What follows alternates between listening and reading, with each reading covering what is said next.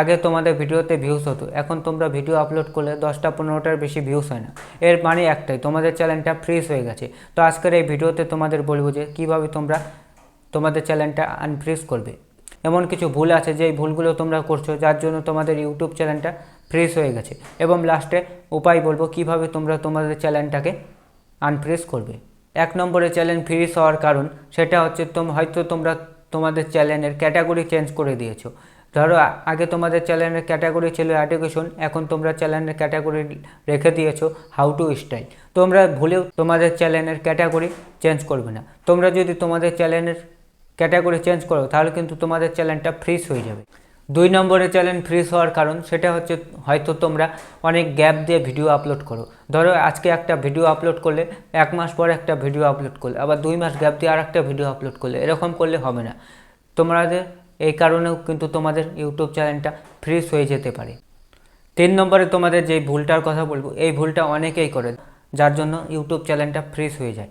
সেটা হচ্ছে তোমাদের ভিডিওতে যদি ভিউজ না হয়, তোমরা ভিডিওটা ডিলিট করে আবার আপলোড করো। এরকম করলে কিন্তু তোমাদের ইউটিউব চ্যানেলটা ফ্রিজ হয়ে যাবে। তোমাদের ভিডিওতে যদি ভিউজ না হয়, তোমরা ভিডিওটা রেখে দিবে, ভিডিওটা ডিলিট করবে না। এতক্ষণে বললাম যে কারণে তোমাদের ইউটিউব চ্যানেলটা ফ্রিজ হয়ে যায়।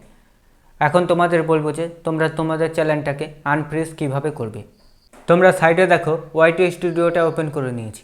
ওয়াইটি স্টুডিওটা ওপেন করে নেওয়ার পরে সবার প্রথমে তোমাদের চলে আসতে হবে অ্যানালাইটিক্সে আসার পরে তোমরা এখানে দেখতে পাচ্ছ টপ কন্টেন্ট। এই টপ কন্টেন্টে যে ভিডিওগুলো সাজেস্ট করছে, এটাই হচ্ছে তোমাদের চ্যানেলের পপুলার ভিডিও। তোমাদের এই টপিকে তোমরা যদি বেশি করে ভিডিও বানাও, তাহলে তোমাদের চ্যানেলের রিচ বাড়ার সম্ভাবনা অনেকটা বেশি।